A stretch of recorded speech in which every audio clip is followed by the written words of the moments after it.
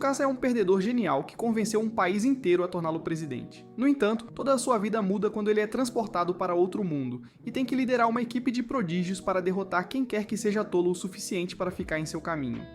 Tudo começa no Japão, onde 7 estudantes extraordinários eram conhecidos como prodígios. A Ringo, a melhor inventora do mundo. Se Elon Musk tivesse as habilidades dela, já estaria na Lua. A Aoi, a principal espadachim do mundo, que é mais rápida que uma bala lançada, desde que balance sua espada. A seguir é a Kina, a melhor médica do mundo, que pode curar a mortalidade a este ritmo. Depois há Masato, o melhor empreendedor do mundo. Ele é basicamente o filho secreto do amor entre Steve Jobs e Jeff Bezos. Em seguida, há Akatsuki, o melhor mago do mundo, mas nem ele pode fazer sua ansiedade debilitante desaparecer. Enquanto isso, Shinobu é a maior detetive do mundo, mas ao contrário do Batman, ela não deixará nenhum Coringa vivo.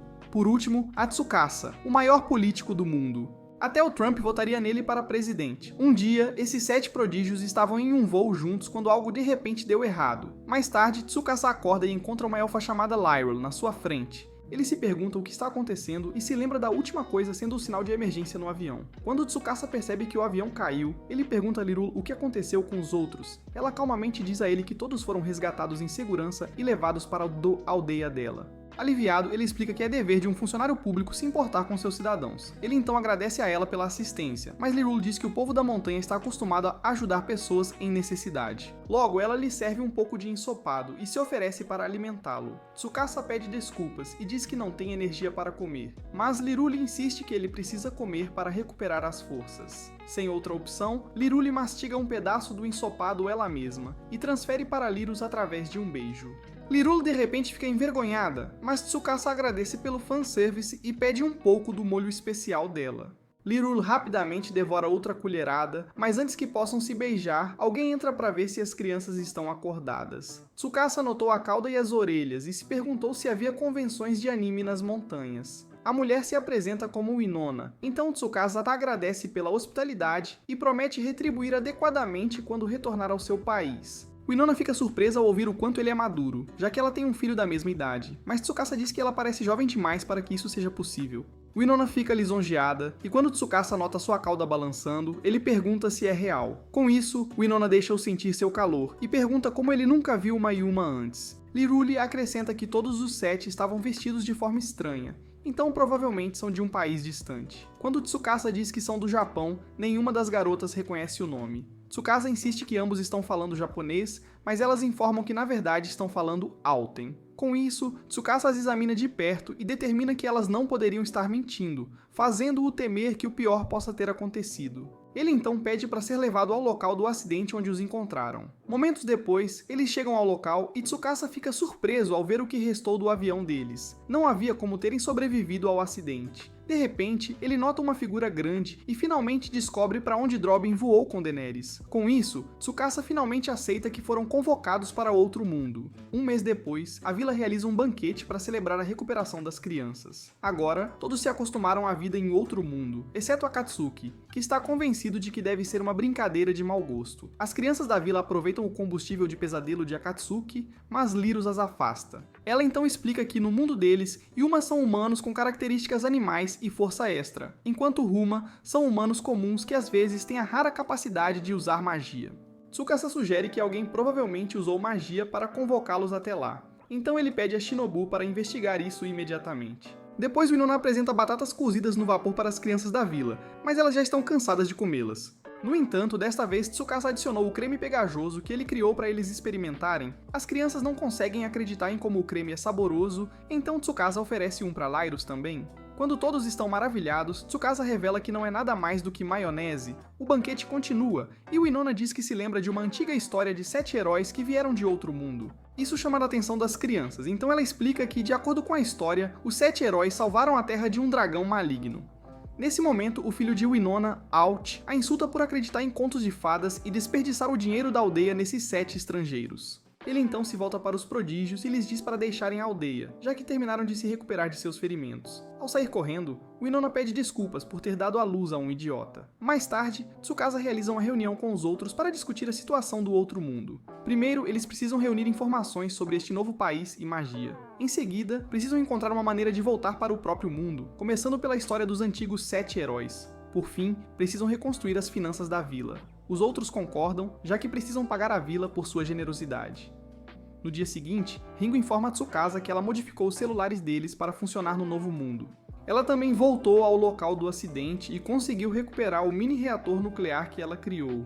O próximo plano dela é converter o minério perto do local do acidente em alumínio, o que levaria 3 dias. De repente, eles ouvem algum alvoroço na vila e vão ver o que está acontecendo. Lá, o Inona enfrenta cavaleiros imperiais corruptos que parecem estar procurando lugares para enfiar suas ferramentas. Tsukasa intervém e lhes diz para irem embora. Então o cavaleiro-chefe fica bravo e ordena que seus homens ataquem. Infelizmente, os homens caem como macarrão mole graças a Oi e Shinobu. Quando o cavaleiro tenta atacar Tsukasa, Tsukasa mostra a ele que não deve ser enganado pelo traje.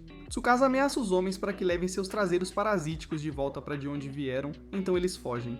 Mas Masato se preocupa que eles possam encontrar uma maneira de retaliar. No entanto, Tsukasa já preparou uma apólice de seguro. Nesse momento, Akatsuki apareceu diante dos cavaleiros, fazendo-os pensar que ele era algum tipo de mago. Akatsuki ameaça cortar suas cabeças com uma demonstração, então o chefe implora insistentemente para que eles mantenham suas vidas. Akatsuki concorda e ameaça-o mais uma vez para que ele entenda a mensagem.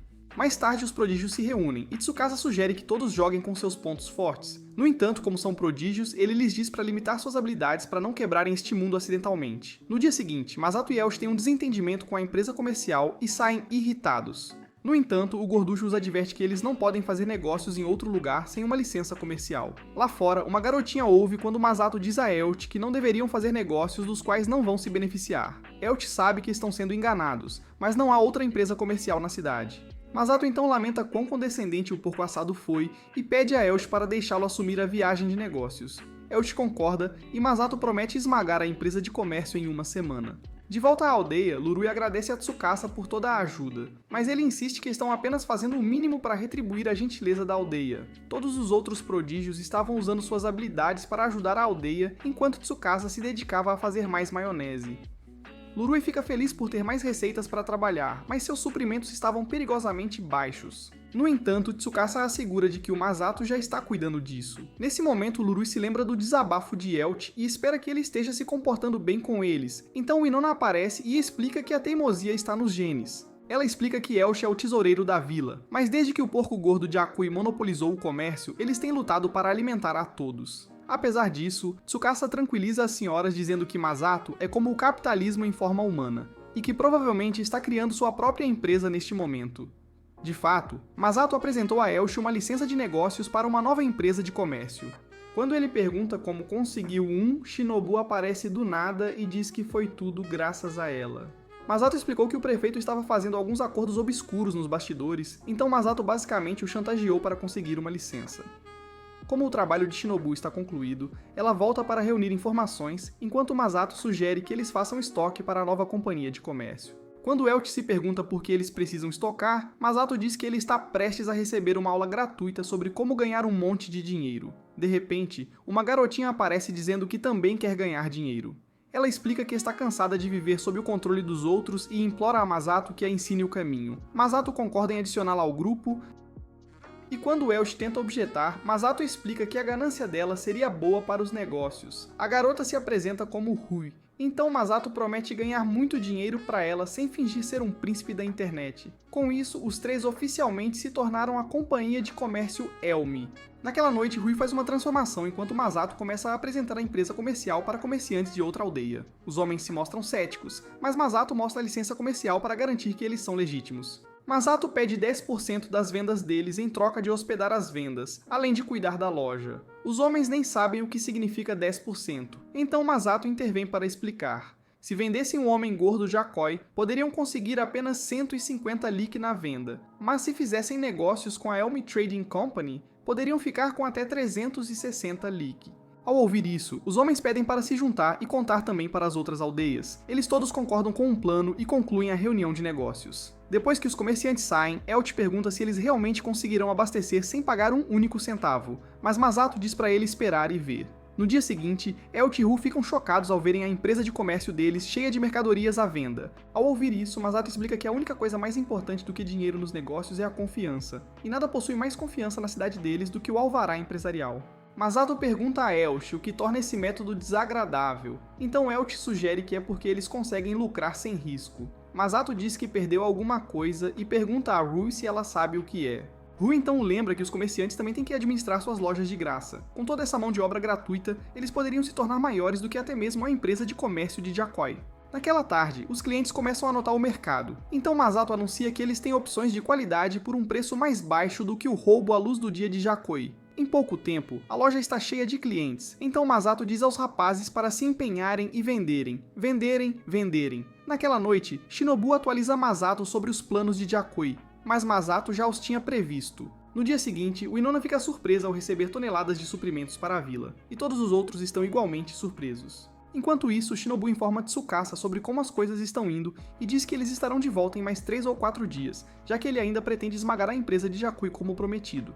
Enquanto isso, Jakoi se pergunta por que o prefeito daria àqueles pirralhos uma licença comercial, mas não se preocupa, pensando que logo irão à falência.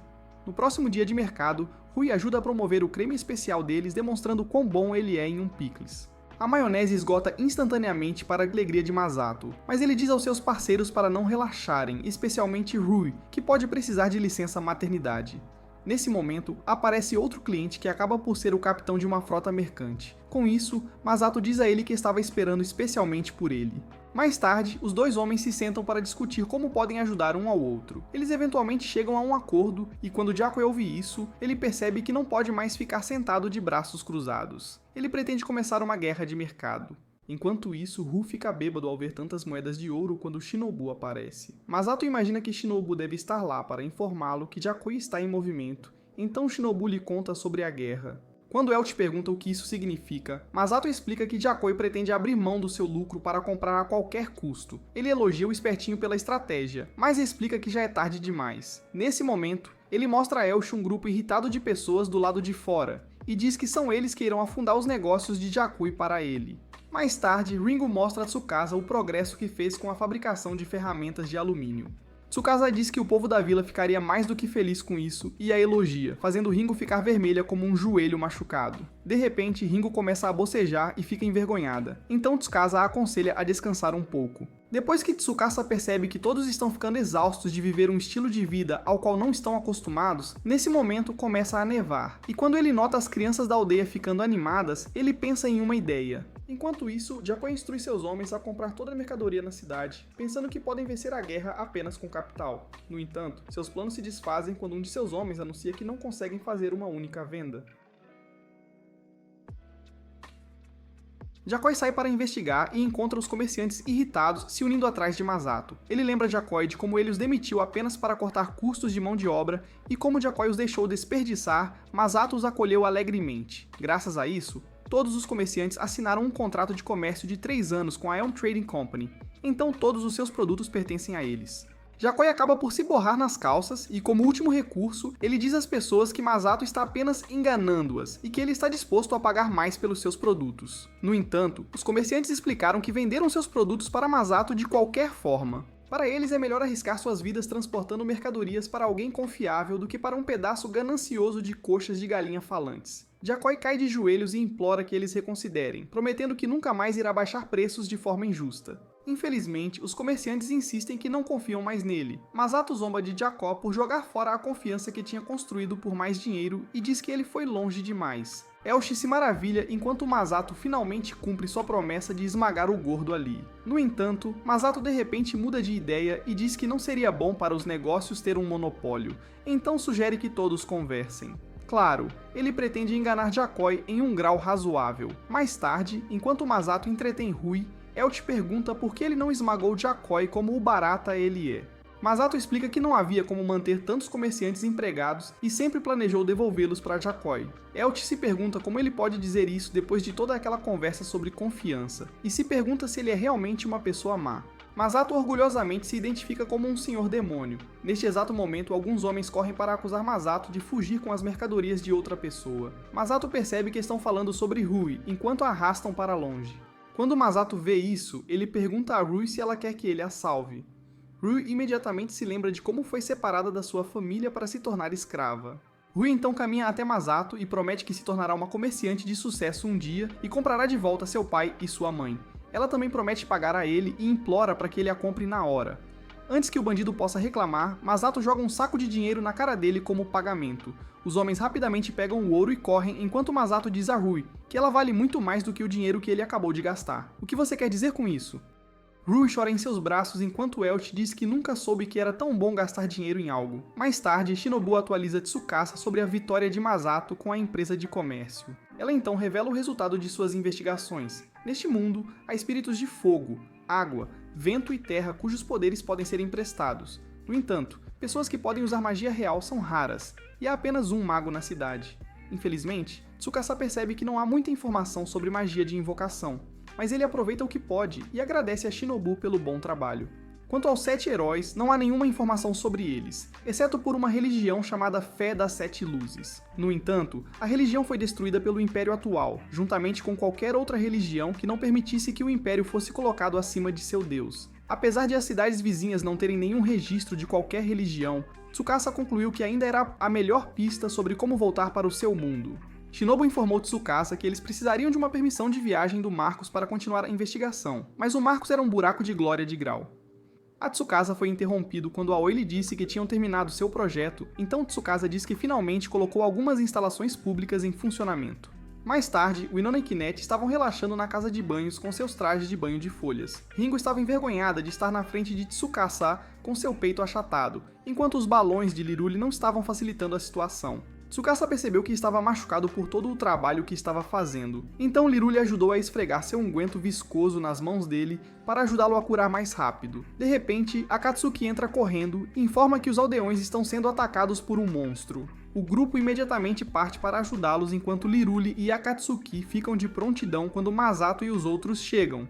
Enquanto isso, os aldeões pareciam estar perdidos até que Aoi interveio para enfrentar os monstros. Tsukasa perguntou se alguém estava ferido, então o aldeão informou que o prefeito não estava mais respirando. Como não havia passado muito tempo, Tsukasa disse a Kinect para usar sua mágica. Kinect dá uma olhada e determina que múltiplos ossos estão quebrados, e alguns dos seus órgãos estão pendurados como enfeites de Natal. No entanto, isso era brincadeira de criança para Kinect, que estava prestes a começar a operação. Enquanto isso, Aoi mantinha o monstro ocupado, procurando uma oportunidade para acabar com ele de uma vez por todas. Ela finalmente saltou para frente.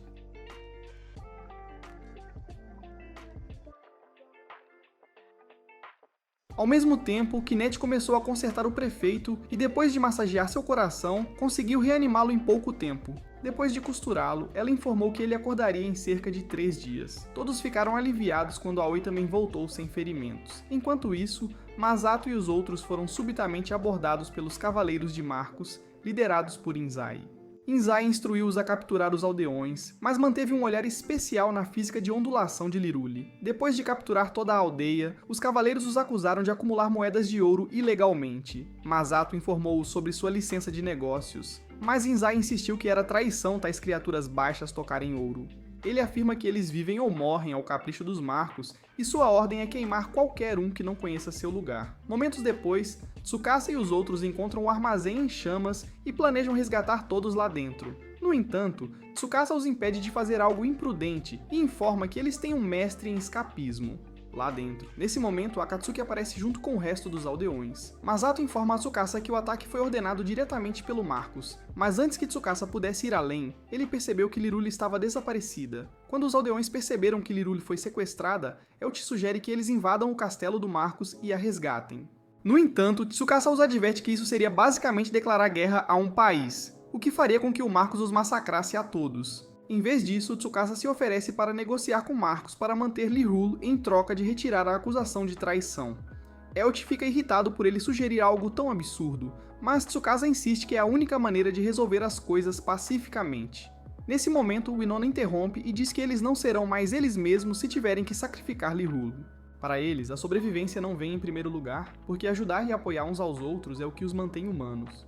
Winona segura a mão dele e revela que ele se feriu por raiva. Tsukasa admite que não está desprovido de emoções, então Winona pede a ele que os ajude a resgatar Lirul. Tsukasa os avisa que uma vez que a luta comece, montanhas de corpos se acumulariam, e eles sofreriam de maneiras que não poderiam imaginar. Ele pergunta se isso realmente vale a dignidade deles como humanos. Quando ninguém hesita, Tsukasa finalmente concorda em ajudá-los a formar uma revolução com os outros prodígios a bordo. Por fim, Tsukasa informa que, como estarão arriscando suas vidas, terão que avançar sua tecnologia em 500 anos. Basicamente, estarão destruindo o mundo como o conhecem. Enquanto isso, Lirule é apresentada diante de Marcos como um tributo de Inzadi. O saco de batatas falante mal consegue conter sua empolgação ao dizer a Lirule para se aproximar.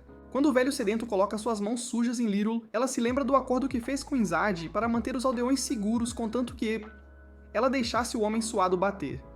Mesmo que o homem parecesse como se tivesse descendido de sapos, ela deixou que ele apertasse suas bolas de estresse e o encorajou a fazer o que quisesse com ela. Lirule estava prestes a experimentar um destino pior do que a morte quando uma faísca elétrica de repente fez a baleia terrestre voar. Inzadi não pode acreditar que Lirule, de todas as pessoas, seria uma maga, mas o Marcos insiste que ele a amarre para aguardar punição. Enquanto isso, a Vila Elm estava em movimento enquanto Ringo montava seu poder de fogo. Após completar a programação, ela apertou a tecla Enter e acionou um canhão para quebrar as paredes do castelo. Masato liderou os aldeões a pé para invadir o castelo, exatamente quando Inzadi correu para fora, surpreso ao vê-los vivos. Ele ordenou que o esquadrão de bestas os interceptasse, mas suas flechas frágeis foram facilmente desviadas com os escudos. Inzadi perguntou-se como eles poderiam ter escudos tão leves e eficazes. Então Masato se gabou de que a Ringo desenvolveu uma liga super rara com resistência inigualável, apesar de sua massa. Seu nome era Vibranium, quero dizer, duralumínio. Seus homens começaram a cair enquanto um atirador os eliminava. Após pegar uma das flechas, ele não podia acreditar que eles tinham flechas de ferro que podiam voar de tão longe. Elt, por outro lado, estava se apaixonando pela sensação de penetrar suas vítimas com sua ferramenta. Inzadi instruiu seus homens a superá-los em número, mas Aoi apareceu para mostrar que a qualidade supera a quantidade. Enquanto ela destruía os cavaleiros, o Inona também se juntou para mostrar o poder de uma caçadora Elmi. Dentro, Shinobu e Tsukasa correm para encontrar Lirule, enquanto Shinobu lidera o caminho até o quarto de Marcos. De repente, ela impediu que Tsukasa fosse cortado quando eles ficaram cara a cara com o Mago Imperial, que prometeu Avada Kedavra em suas bundas. Fora do castelo, as forças Elm continuavam a conter os cavaleiros, mas quando começaram a ser sobrepujadas pelo número deles, Akatsuki apareceu para equilibrar as probabilidades. Os cavaleiros se intimidam à vista de um mago, mas Akatsuki também vacila à vista dos corpos mortos. No entanto, ele fortalece sua determinação e lança bombas de fumaça coloridas em eles. Quando os homens perguntam o que está acontecendo, Akatsuki insinua que eles estão envenenados. Então, os homens largam suas armas e correm para salvar suas vidas. Inzadi se pergunta o que o próprio mago deles está fazendo quando percebe que algo deve estar errado. Lá dentro, Shinobu consegue desviar de todos os ataques do mago, explicando que ele é bem fácil de prever. Ela se move lentamente até ficar atrás dele e Tazeri o Voldemort. Aspirante. Inzadi finalmente alcança, então Shinobu se oferece para segurá-los enquanto Tsukasa sobe correndo para encontrar Lirule. Quando ele chega na sala do Marcos, ele encontra Lirule pendurada como roupa recém-lavada. Mas ao se aproximar, ele é subitamente baleado. Bubblegut se regozija por ter conseguido acertar um tiro e assume que todas as forças do lado de fora também devem ter sido destruídas. Ele culpa Lirule por causar toda essa confusão e promete lhe dar uma lição. Ele então usa sua faca viscosa para cortar o vestido dela e se prepara para começar a festejar. No entanto, Tsukasa calmamente manda ele afastar seu enroladinho de salsicha de Lirule. Graças ao seu traje protetor, Tsukasa está completamente bem, então ele puxa uma arma e atira na faca das mãos de Marcos. Tsukasa informa que tem mais 6 tiros, então Marcos implora para ele levar Lirule e ir embora, chegando a oferecer dinheiro também. Tsukasa explica que o Império não os deixaria ir após mostrar tanta violência, então não há retorno para eles. Eles pretendem reconstruir uma nação onde todos os homens sejam iguais e estabelecer um governo democrático para que todos tenham voz na política. Marcos diz que as ideias deles eram delirantes e insiste que o Imperador nunca...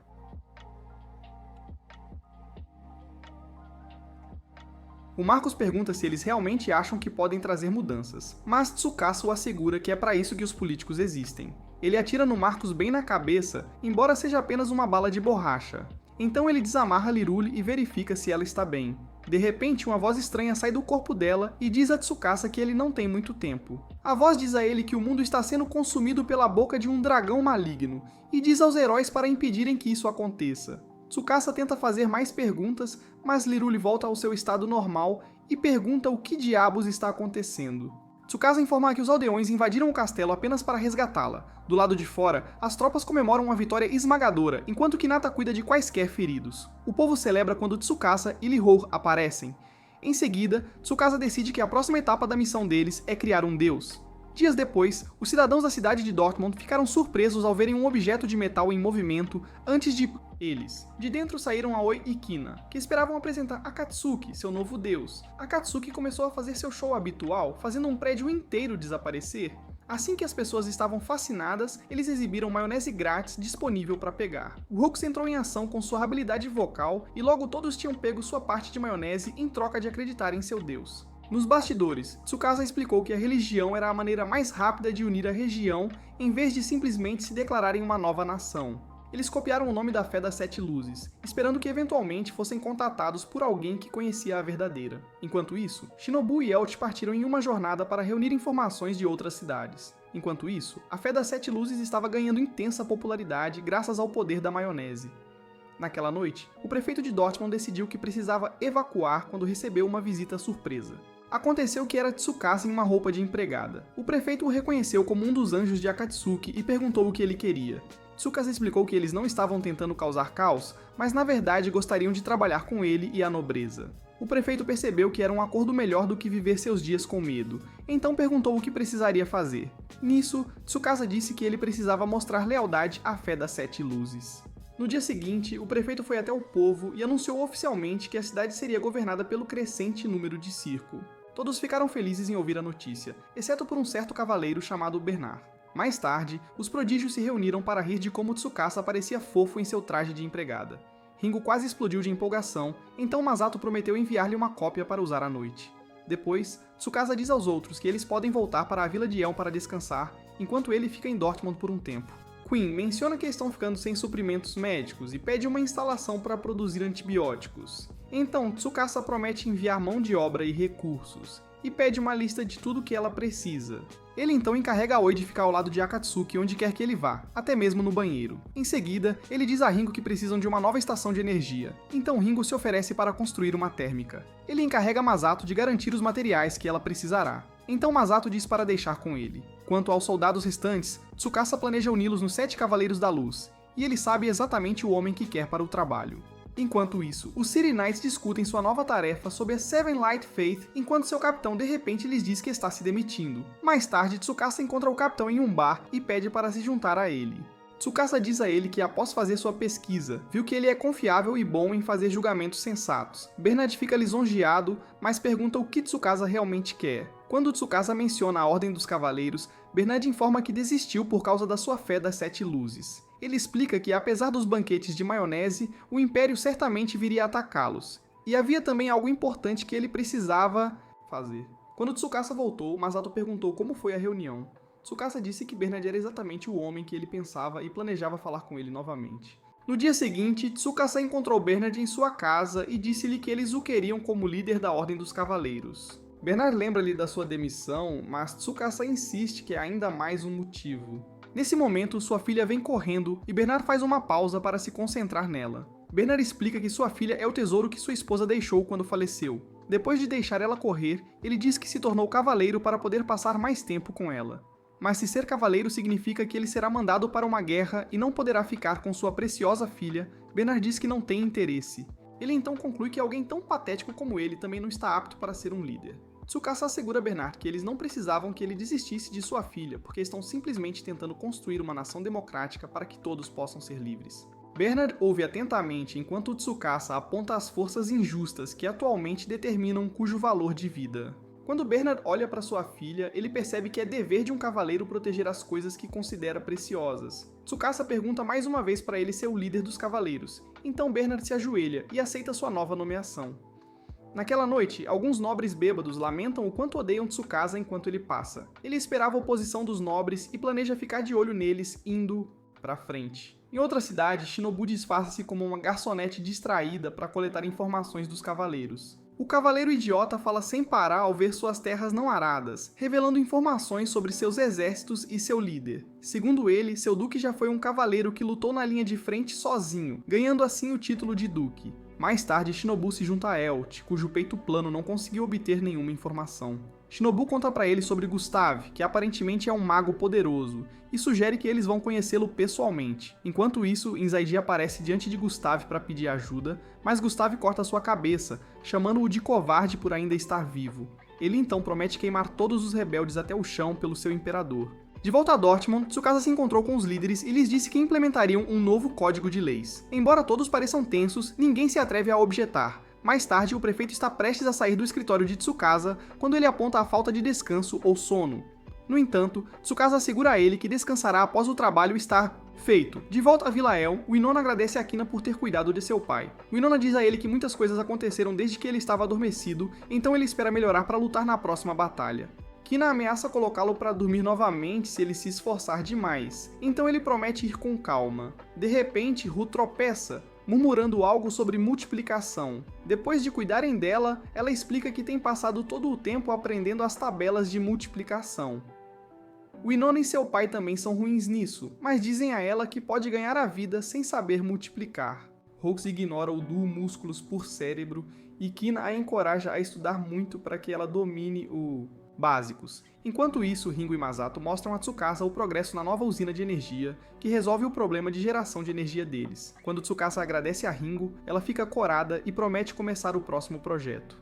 Tsukasa conta a Masato sobre seu plano de modernizar o exército, então Masato pergunta por que ele não constrói simplesmente uma fábrica de máquinas automáticas. Tsukasa diz que, como é tecnicamente a luta do povo, ele quer que eles aprendam a lutar por eles mesmos. Nesse meio tempo, Ringo precisa trabalhar em um sistema de defesa aérea, já que o mundo deles tem magia e dragões, que contam como guerra aérea.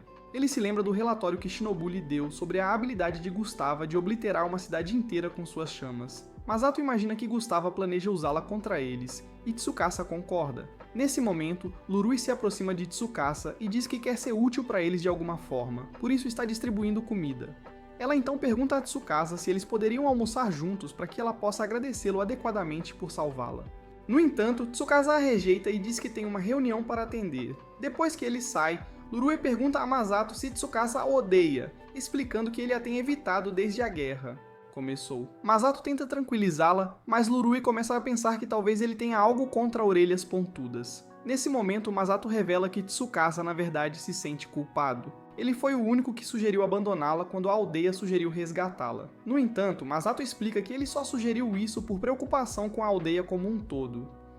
Lurui passa a entender que Tsukasa é do tipo que sacrifica aqueles que lhe são preciosos pelo bem da maioria.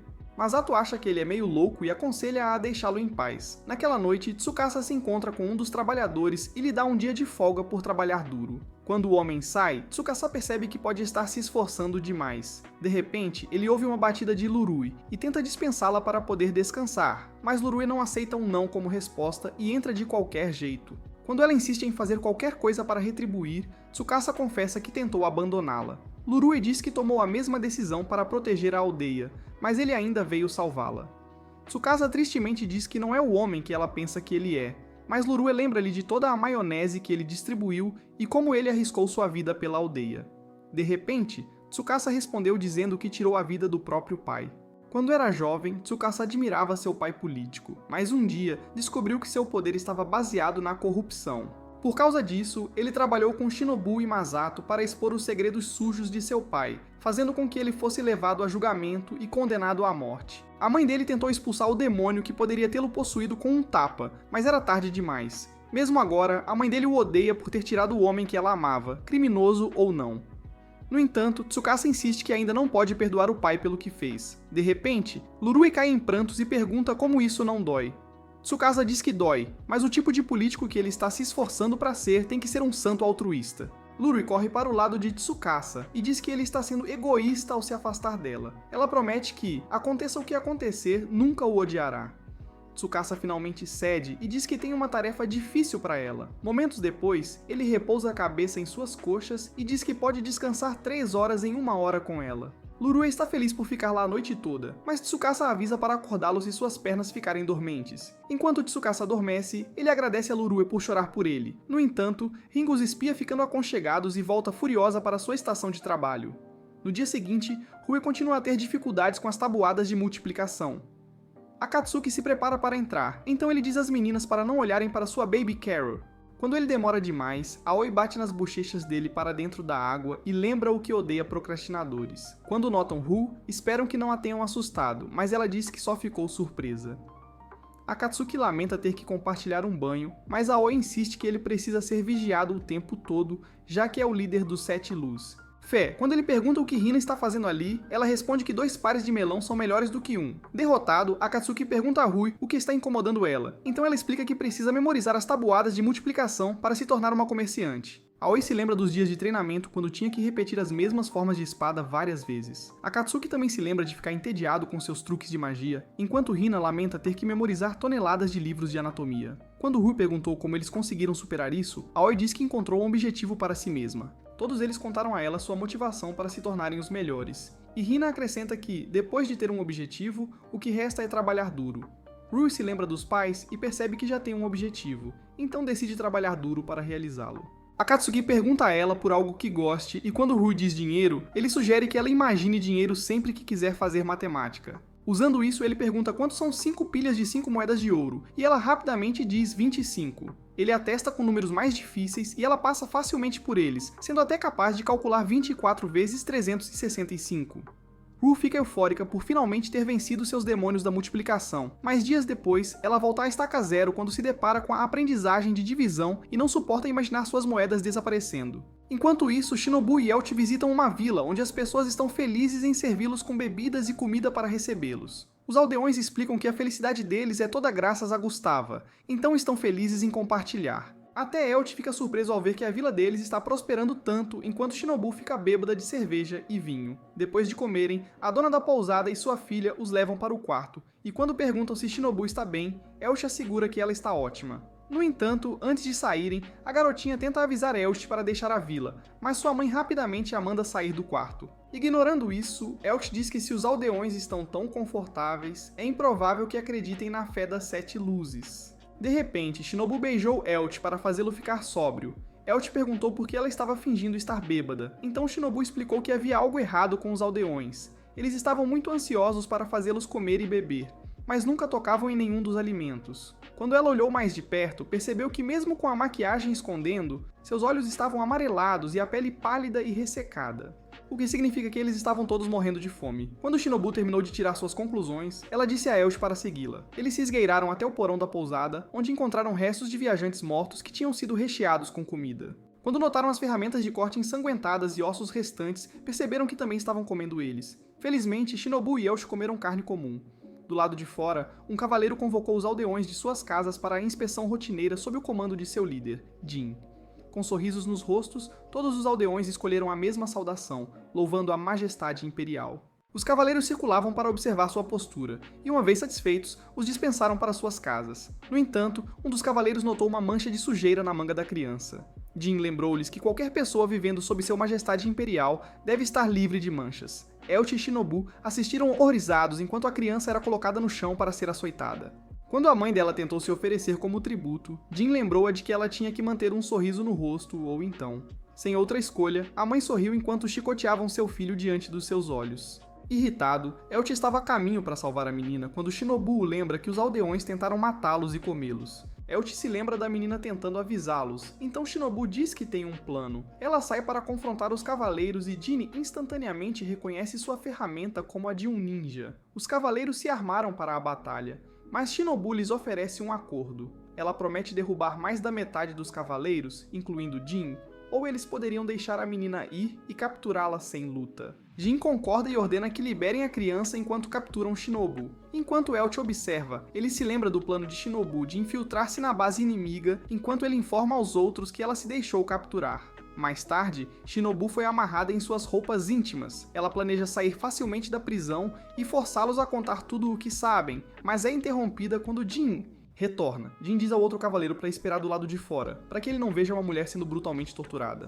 Shinobu avisa Jin que está subestimando-a, mas Jin parece não estar para brincadeiras. De volta à aldeia, a estalajadeira cuida da filha e agradece a Elch por salvá-la. Quando Elch revela que sabe sobre o porão secreto deles, a mulher tenta implorar por perdão, mas Elch não aceita. Ela explica que a aldeia deles costumava ser uma pequena aldeia agrícola até que Gustave se tornou seu senhor e emitiu um decreto de embelezamento. A melhoria saiu dos bolsos dos aldeões, deixando-os sem um tostão. Como não conseguiam obter dinheiro, não conseguiam trabalhar nos campos. Como não havia nada para comer, não tinham escolha. A mulher desaba e lamenta como eram felizes na sua pobreza antes, mas agora não resta felicidade. Enquanto isso, Shinobu é libertada e pergunta o que está acontecendo. Jin explica que ela é membro de um grupo chamado Brigada Azul. Ela diz a Shinobu que o inimigo comum delas é Gustave e pede sua ajuda para proteger as pessoas que sofrem sob seu governo.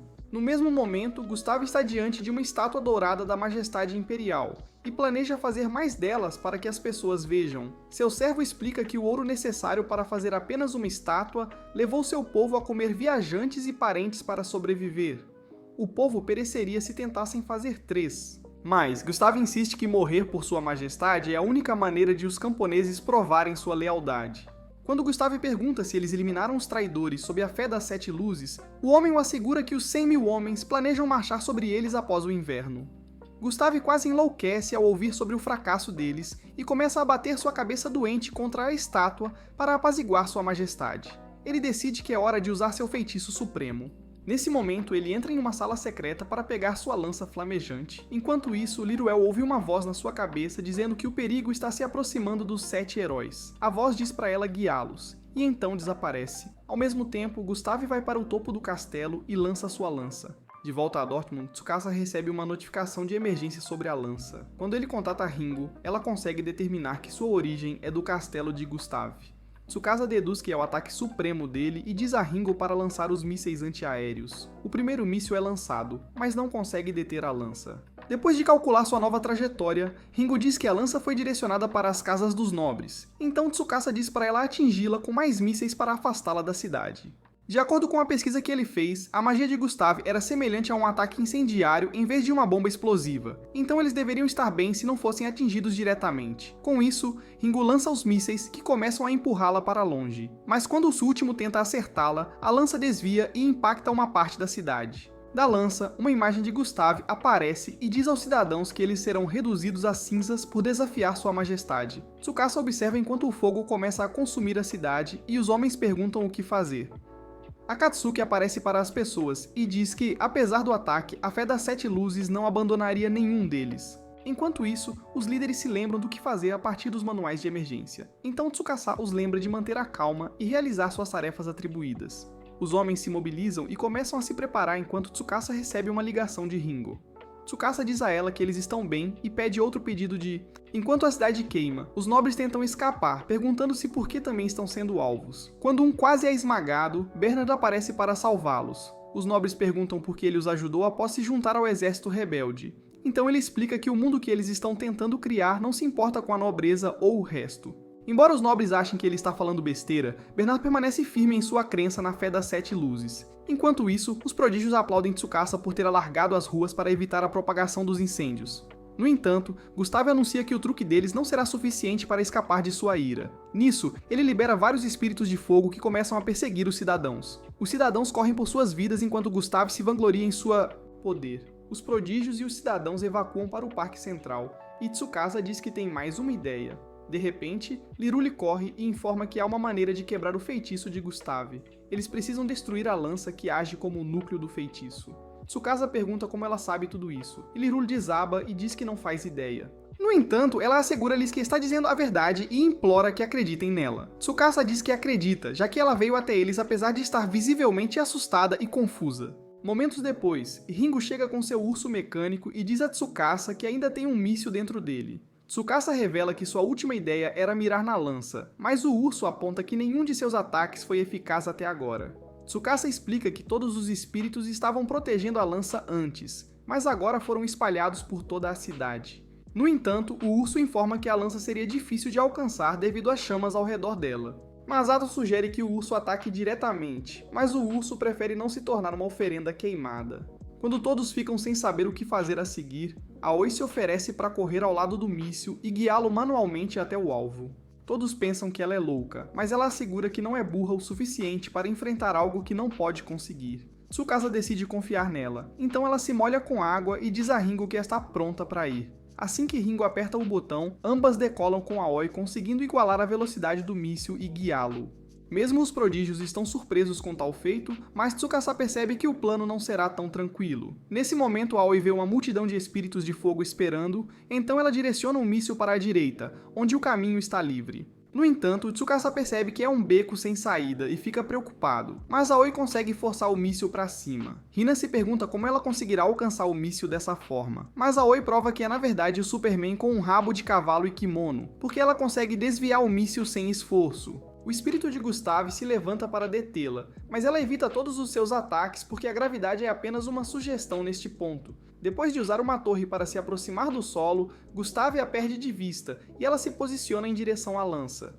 Ringo trava no míssil, então Aoi salta e deixa o resto com ele. As chamas de Gustave tentam bloquear a lança de ser atingida, mas Aoi usa sua espada especial, técnica de espada, para enviar um redemoinho que corta seus braços e deixa o míssil acertar. O espírito de Gustave é expulso, e os prodígios comemoram sua vitória. Enquanto isso, Gustave sangra pelo corte de Aoi enquanto lamenta ter sido derrotado por insetos e ruge de raiva. De volta a Dortmund, Li-Hul ouve os espíritos do fogo agradecendo aos prodígios por libertá-los da maldição. Tsukasa também agradece a Lirule, pois sua coragem ajudou a salvar os cidadãos. Lirule parece triste pelas pessoas que não conseguiram salvar, mas Tsukasa assegura que a guerra sempre iria acontecer em algum momento. Ele aponta que não há futuro para uma nação que está disposta a massacrar seus cidadãos sem piedade. Os prodígios estavam trabalhando arduamente para garantir que esses sacrifícios não fossem em vão e que criariam um futuro que salvaria milhares de vidas. Ao ouvir isso, Lirule informa Tsukasa sobre a misteriosa voz que ouviu em sua cabeça, e depois ficou preenchida com magia e foi capaz de ouvir os espíritos. Por causa desse novo poder, Lirule se oferece para aprender tudo o que puder sobre magia, para que possa lutar ao lado dos prodígios. Quando ela menciona que também pode encontrar uma maneira de enviar os prodígios para casa, Tsukasa agradece pela ajuda. No dia seguinte, Tsukasa atualiza Shinobu sobre o ataque de Gustave e diz que seria problemático se tivessem que enfrentá-lo várias vezes. Shinobu assegura-lhe que não seria esse o caso, pois leva muito tempo para vincular espíritos a um feitiço tão poderoso.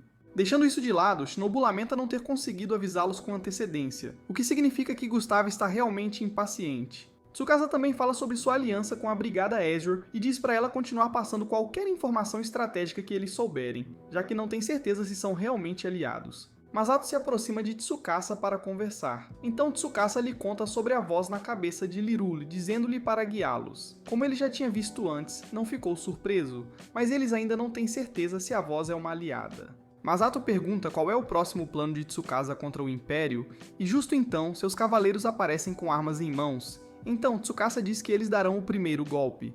De volta ao castelo de Gustave, Gustave ordenou a seus servos que preparassem suas tropas para marchar sobre Dortmund. Quanto aos lordes vizinhos, eles devem enviar suas tropas também se não quiserem ser fritos. Mais tarde, Jean discute este desenvolvimento e sugere que é a oportunidade perfeita para atacar. Enquanto isso, os senhores levam suas tropas através das montanhas traiçoeiras, lamentando como Gustave é realmente impaciente. Eles reconhecem o quão poderoso um cabeça-quente é, mas ele certamente é um líder terrível.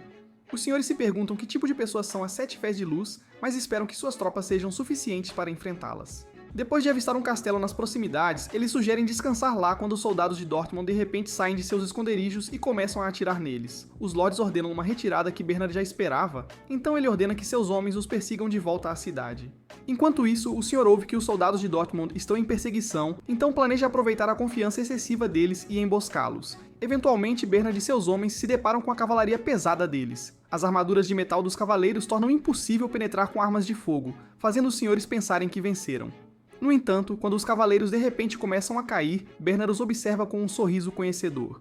Antes disso, Tsukasa havia previsto a emboscada dos senhores com a cavalaria pesada e o equipou com granadas para lidar com eles. Agora que suas forças estavam gravemente feridas, os lords ordenaram uma retirada. Enquanto isso, Gustave estava prestes a mobilizar seu exército para destruir Dortmund quando Jean planejou abatê-lo. Gustave evitou o ataque, mas Jean pediu para seus homens derrubarem o traidor. Com isso, membros da Brigada Azure começam a se rebelar, alimentando a raiva de Gustave. Por outro lado, os lords se escondem em seus castelos pensando que estão seguros até verem um de seus castelos ser destruído instantaneamente. O Urso de Ringo usa múltiplos drones para exigir que os cidadãos depositem suas armas em rendição incondicional. Diante disso, os lords agora aceitam que estão acabados. Enquanto isso, os soldados de Gustave lutam contra a brigada, enquanto Jean e Shinobu confrontam Gustave. Jean diz a ele para se render pelos seus erros contra seu povo, mas Gustave diz que as pessoas existem apenas para servir à majestade imperial. Ele então libera suas chamas, então Jian e Shinobu se preparam para enfrentá-lo. Senhor do Fogo Ozai lança bolas de fogo nas garotas. Shinobu consegue desviar de todas, mas Jian é atingida nas costas, embora sua armadura a proteja. Shinobu planeja usar uma granada de luz nele, então ambas avançam ao mesmo tempo. Shinobu consegue cegá-lo com a granada, deixando-o vulnerável por um segundo. Jian avança para acabar com isso, mas ele bloqueia seu ataque e a lança para longe. Shinobu então o mantém ocupado o tempo suficiente para Jian cravar sua espada nele.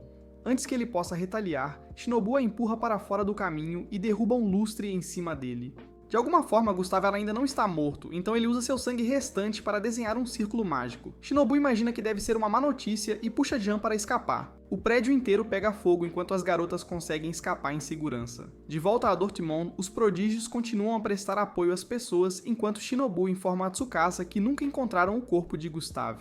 Aparentemente, a Brigada Azul já o declarou morto e afirmou que eram responsáveis. Quanto aos outros lords, eles estavam prestes a jurar lealdade à fé da Lucette. Após todo o caos, as garotas recebem massagens de pele com óleo especial. Lirule sente-se envergonhada, então as meninas informam que os olhos foram feitos por magos e que isso poderia ser uma experiência de aprendizado para ela. Shinobu também nota Ringo desviando o olhar, e quando pergunta o que está errado, Ringo explica que não é tão bonita ou bem equipada como todas as outras. Shinobu se aproxima dela e diz que ela é fofa do jeito que é. Todas as garotas concordam, e então Shinobu se oferece para mostrar a ela as massagens usadas para invocar peitões enormes. Quando Ringo se lembra da visão de Tsukasa sobre os frutos proibidos de Lirule, ela diz a Shinobu para continuar. Shinobu então começa a esfregar suas luvas enquanto Akatsuki se pergunta por que seus olhos precisam sofrer esse ataque. Mais tarde, os caras tomam um chá caro juntos quando as garotas entram frescas do spa, Masato garante provocar Akatsuki por causa do seu traje, e até Tsukasa não consegue esconder seu riso. Tsukasa diz a ele que não podem deixá-lo sozinho, então ele terá que ficar ao lado de Aoi o tempo todo. Quando Tsukasa pergunta sobre Luruele, eles dizem que ela foi praticar sua magia. Aparentemente, o nível de magia dela é equivalente ao dos magos de elite do Imperador. Os prodígios ficam surpresos, mas Tsukasa lembra-lhes que ela esteve do lado deles desde que vieram para este mundo. Bastato diz que eles precisam ficar de olho na Brigada Azure, que só estão tentando apaziguá-los, para não entrarem em conflito com eles. Kini pergunta se Tsukasa acha que eles conseguirão se dar bem com a brigada, mas Tsukasa diz que será impossível. Tsukasa revela que o líder da brigada, Conrad, disse que não tinha ideia de onde estava a estátua de ouro de Gustav, embora sua linguagem corporal mostrasse que ele estava mentindo. Então, Akatsuki perguntou por que ofereceram reconstruir a região de Gustav se Tsukasa sabia da mentira. Tsukasa explica que Gustav pode ainda estar vivo, então ele não gostaria de estar perto daquela estátua. Além disso, divulgar a corrupção da Brigada Azure não lhes causaria nenhum dano. As Sete Luzes precisam angariar a opinião pública antes de agir, e é aí que entra a reconstrução. Tsukasa está prestes a dar a ele suas novas ordens quando Kini o interrompe e diz que ele e Ringo precisam de 5 dias de descanso. Se continuassem trabalhando, ambos acabariam adoecendo e precisariam de 10 dias de recuperação. Então, é melhor descansarem agora. Tsukasa e Ringo concordam, então Tsukasa pede a Ringo para explorar a cidade com ele no final do descanso. Mais tarde, o urso de Ringo fica nervoso sobre o encontro dela com Tsukasa, mas Ringo diz que não faz ideia do que fazer em um. O urso lembrou a ela para não deixar Luruele roubar Tsukasa dela, então Ringo sabia o que fazer a seguir. Ela foi até Aoi para pedir conselhos sobre como se aproximar de um homem. Aoi se gaba de suas várias experiências com homens e diz que é até uma boa beijadora, mas todos os conselhos dela acabam sendo sobre lutar pela sobrevivência. Ringo pergunta se ela tem algum conselho que não seja de combate, então Aoi recomenda que ela tente lutar com um homem e pegar os sinos dele. Depois ela pede conselhos a Kini, e Kini realmente lhe dá alguns conselhos sensatos, até que ela tira o clorofórmio para a segunda fase. O conselho dela torna-se preocupante quando ela recomenda a Ringo tirar as calças dele quando estiver desacordado e se divertir com a anatomia. Após esse trauma, Ringo toma um banho para se recuperar e Shinobu aparece para perguntar o que houve. Uma vez que ela entende o essencial, ela assegura a Ringo que sabe como prender um homem e impedi-lo de escapar. Com isso, ela promete ensinar a Ringo as artes secretas dos ninjas. No dia seguinte, Ringo espera Tsukasa perto do local de encontro, graças à primeira regra de Shinobu. Tsukasa chega ao local, mas enquanto Ringo está distraída, ele a avista e estraga seu plano de fingir se atrasar. Quando Tsukasa a vê vermelha no rosto, ele pergunta se ela está se sentindo doente, mas Ringo garante a ele que não é a doença que ele pensa. Antes de partirem, Tsukasa começa a chamar muita atenção, então ele tem uma ideia. Eles dois alugam fantasias de Byuma, e Ringo mal se aguenta quando vê como Tsukasa está fofo. Tsukasa diz a ela que ela também está fofa, fazendo Ringo ficar vermelha. Enquanto caminham juntos, Ringo se lembra das palavras de Shinobu de não perder a calma. Ringo planeja segurar a mão dele fingindo escorregar, como Shinobu sugeriu. Ela se prepara e tenta o movimento. Tsukasa a segura, mas infelizmente ele anuncia que já chegaram ao restaurante. Eles entram e Ringo se concentra na próxima parte do plano de Shinobu, o beijo indireto. O plano era deixar seu copo bem ao lado do de Tsukasa, e acidentalmente pegar o copo dele para usar. No entanto, quando Ringo estende a mão para o copo de Tsukasa, ele acidentalmente pega o dela e lhe dá um beijo indireto. Ringo desmaia de excitação. Agora Ringo nasceu como parte de um experimento de pesquisa genética. Antes de sair das fraldas, ela já resolvia equações complexas e aos 6 anos foi a mais jovem a receber o prêmio de inovação em ciência, deixando sua mãe orgulhosa. No entanto, conforme Ringo continuava a receber elogios por sua inteligência excepcional, sua mãe se sentia deixada de lado. Um dia, quando Ringo ajudou sua mãe a terminar um projeto, sua mãe perdeu o controle e a chamou de produto fabricado. Ringo ficou devastada, mas achou que trabalhar arduamente era a única forma de agradar sua mãe. Infelizmente, sua mãe acabou correndo para a loja de leite vegano, desejando nunca ter dado à luz um monstro. Quando Ringo estava na escola, um menino perguntou se ela poderia ajudar a consertar um relógio para ele. Aconteceu de ser Tsukasa, que insistiu que o relógio era precioso para ele. Ringo trabalhou duro para consertá-lo para ele e entregou no dia seguinte.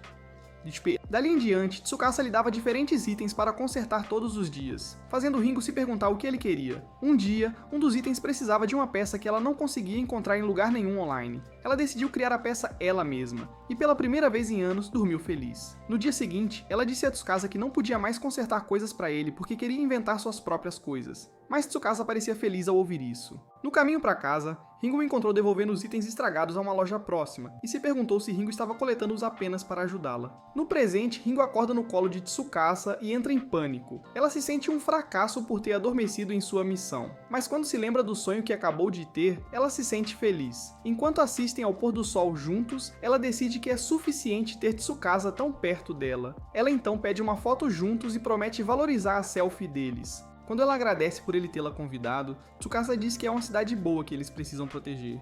Por isso, ele lhe diz que há algo que ele precisa que ela faça que só ela pode. Quando Ringo retorna ao seu local de trabalho, ela diz ao urso para se preparar para o maior projeto deles até agora. No dia seguinte, Shinobu informa a Tsukasa que Conrad deixou a base da Brigada Azur para tentar se juntar novamente ao Império. Agora que os traidores se renderam, não é mais seguro para Shinobu. Enquanto isso, os aldeões da cidade de Gustav acabam ficando doentes. Então o estalajadeiro pede ao médico para salvar sua filha. Quando o médico diz que estão sem antibióticos, a hospedeira começa a implorar para Akatsuki fazer algo, mas ele sabe que não há nada que possa fazer. De repente, alguns dos médicos da vila aparecem e insistem que Akatsuki é um deus malvado por não salvar pessoas inocentes. Eles oferecem à estalajadeira um remédio secreto para curar sua criança. Mas quando ela lhes pede, eles riem na cara dela e dizem para ela implorar as 7 luzes. Fé. Irado, Akatsuki silencia os homens e lhes diz que serão salvos pelo poder de cura de seu anjo, Kim. Mas quando os homens lembram que ela está sem antibióticos, ela lhes diz que fará o remédio com carvão. Os homens não acreditam que ela consiga, então dizem para ela voltar rastejando quando falhar. Depois que eles saem, Kina usa uma agulha para dar algum alívio à criança, mas diz que é apenas temporário. Ela diz à estalajadeira para encorajar sua filha a não desistir. Depois, o elogia a Katsuki por tomar a liderança e colocar os homens em seu lugar. Assim, Kina assegura a ele que estão prestes a fazer a bala mágica. Mais tarde, Kina se prepara para fazer os remédios manualmente, já que Ringo está gastando todo o seu tempo em um único projeto. No entanto, ela chamou Liruli para ajudar. Aparentemente, a magia neste mundo pode controlar reações químicas, o que significa que pode fabricar remédios. As meninas começam e Kina instrui Liruli a aquecer o carvão e separar o alcatrão de carvão em outra panela. Em seguida, Liruli aquece o alcatrão de carvão e separa o gás para formar benzeno. Kina rapidamente diz a ela para não inalar muito disso se não quiser uma viagem ácida para o céu. Em seguida, elas adicionam um pouco de ácido sulfúrico e um pouco de amônia, que cheira como 100 chuvas douradas. Após todo o trabalho, Liruli finalmente transforma a mistura em pó, e quando Kina prova, ela diz que finalmente conseguiram. Elas oficialmente criaram a bala mágica, sulfonamida. Depois, Kina orienta a equipe a administrar os medicamentos a todos os pacientes, e momentos depois, a criança abre os olhos e chama pela mãe. Quando o estalajadeiro agradece a Kina, Kina explica que ela fez a maior parte do trabalho incentivando sua filha a combater os patógenos. De repente, Kina percebe um dos médicos da aldeia espiando e decide que ele precisa aprender uma lição. Mais tarde, os médicos da aldeia se preocupam que ficarão sem trabalho se Kina realmente curar tudo, então elaboram um plano para forçar Kina a trocar seu medicamento por veneno. Assim que os aldeões começarem a morrer, a fé das 7 luzes perderá seu poder. Nesse momento, Kina sai do esconderijo e atinge os homens com agulhas que os paralisam instantaneamente. Quando o líder deles recobra a consciência, Kina sobe em cima dele e promete persuadi-lo enquanto tira uma faca enorme. O homem implora para ela reconsiderar e promete mudar seus hábitos. Quando Kina recusa, ele a chama de demônio e ela perde a cabeça. Ela admite ser mais um demônio do que um anjo, porque despreza Deus. Ela acha imperdoável que ele crie humanos com tantos defeitos, então planeja corrigir seus erros concedendo corpos eternos e remodelando mentes.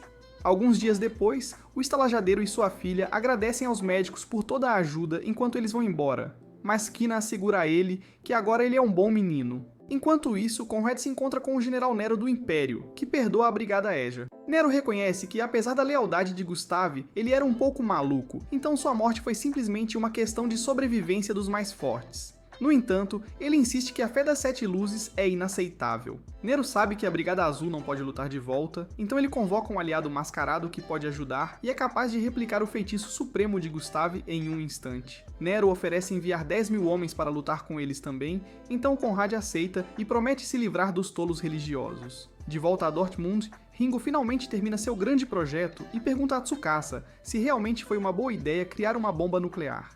Tsukasa então explica que, embora seja fácil criar uma nação, é preciso poder para manter sua soberania.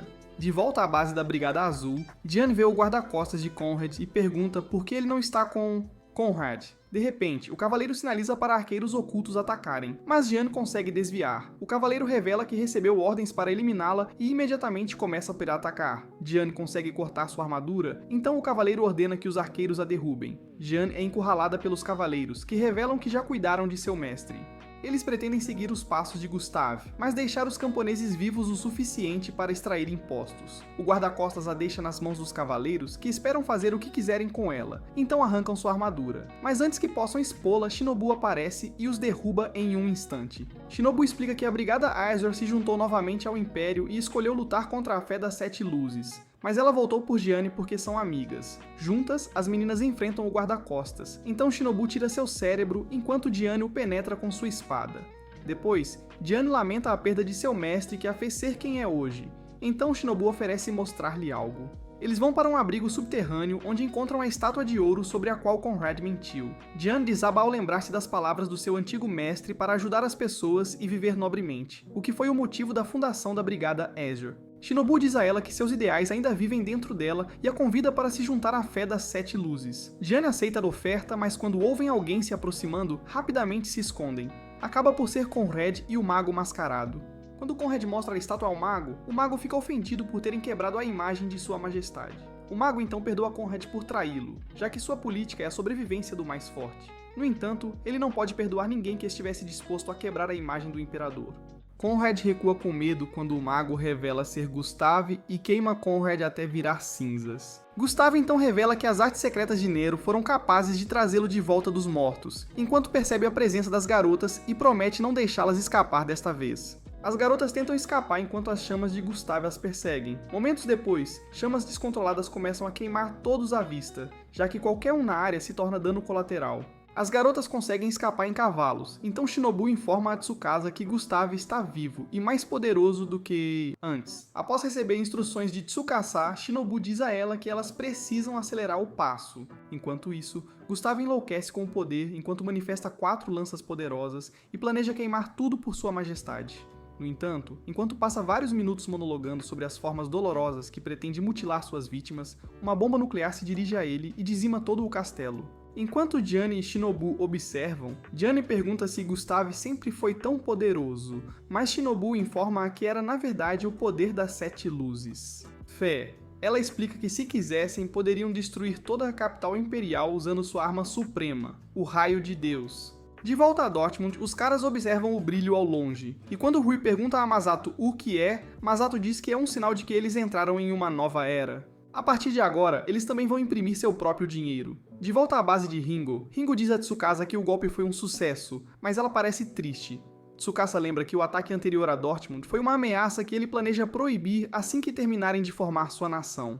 No entanto, ele explica que eles precisavam provar que tinham poder igual ou superior, já que a diplomacia só pode ocorrer entre iguais. Ele assegura a Ringo que o poder dele servirá eventualmente como uma ponte para a felicidade. Com isso, Ringo percebe que Tsukasa fez seu pedido de uma forma que Ringo pudesse transferir toda a responsabilidade para ele. Ela então pega a mão dele e diz que não o culpa, porque ele está sempre trabalhando duro pela felicidade dos outros. Mais tarde, as pessoas se reúnem na praça da cidade para um anúncio importante. Akatsuki aparece e usa sua magia para convocar o restante dos prodígios que as pessoas acham que são anjos. Akatsuki instrui Tsukasa a entregar uma mensagem importante, então Tsukasa avança e informa o povo sobre o ataque do Império à Brigada Azure. Ele explica que a Fé das Sete Luzes derrotou as forças inimigas, então a Brigada Azure concordou em entregar o poder a eles. Tsukasa diz ao povo que é seu desejo que o povo se governe com igualdade para todos. No entanto, para fazer isso, eles precisam deixar de ser uma nação onde tudo pertence ao imperador e a alguns nobres,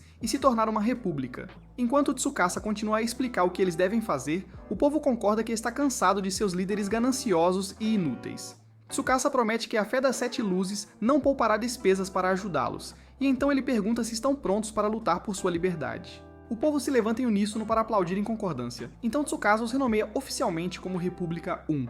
De repente, uma coluna de chamas se eleva por trás dos cidadãos, então Tsukasa ordena que os prodígios e cavaleiros evacuem os cidadãos. No centro do fogo está Gustave, cujo único objetivo é exterminar todos os inimigos de sua majestade. Aoi e Shinobu avançam para enfrentá-lo, mas enquanto Gustave canaliza sua fúria, seu corpo se transforma em uma forma demoníaca enquanto seus olhos se tornam cristais vermelhos como os dele.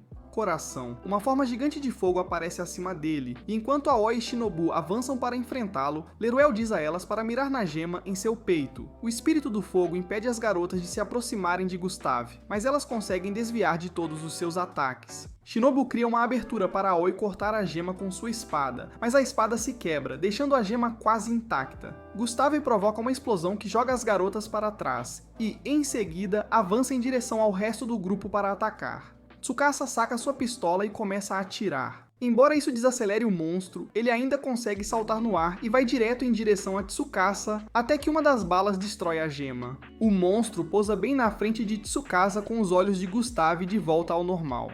Ele reconhece Tsukasa como o verdadeiro líder e pergunta como ele pode pregar igualdade para todos. Ele promete a Tsukasa que até ele virá a entender que este mundo existe para um homem só, o verdadeiro prodígio escolhido pelos céus para governar. Quando Gustave termina seu discurso, ele se transforma em um monte de cinzas e desaparece. Enquanto isso, em algum lugar distante, 3 elfos sentem que seu mundo está finalmente mudando. Ao mesmo tempo, Neuro está no local onde a bomba nuclear atingiu e reconhece que a Fé das Sete Luzes será um obstáculo. Naquela noite, Tsukasa revive as memórias do demônio Gustave, chamando-o de um falso homem comum. Quando ele acorda, ele admite que é um impostor entre os prodígios porque todos eles são capazes de fazer coisas que só eles podem fazer. No entanto, ele está fazendo coisas que qualquer pessoa pode fazer, o que significa que ele não é sobre-humano. Tsukasa se preocupa que, se ele não for um verdadeiro prodígio, ele realmente seria capaz de derrotar o Imperador que aparentemente foi escolhido pelos céus. Mais tarde, na Aldeia 1, os prodígios se reúnem com Inona e o chefe, onde o urso de Ringo apresenta o primeiro conjunto de maionese engarrafada. Depois, todos se sentam e comem, e Tsukasa faz um brinde à casa recém-construída do prefeito. Todos aproveitam o banquete, mas Ru aproveita um pouco demais e cobre todo o seu prato com maionese. Ela insiste que gosta quase tanto quanto gosta de dinheiro e continua a empilhar. Ringo e Leruel chamam Tsukasa ao mesmo tempo, mas quando ele pergunta o que eles precisam, Ringo diz a Leruel para ir primeiro. Leruel oferece a ele um pouco de seu mel, então Ringo rapidamente desliza algo para oferecer também. Com isso, Tsukasa decide que não tem nada com que se preocupar, já que está cercado por amigos tão incríveis. Ele então interrompe o almoço para discutir as políticas da nova nação e todos ficam felizes em ajudar. Se você chegou ao final deste vídeo, prove isso comentando. Eu quero que a Ringo me acerte com a bomba dela. E se você gosta de resumos de anime como este, assista a este vídeo aqui.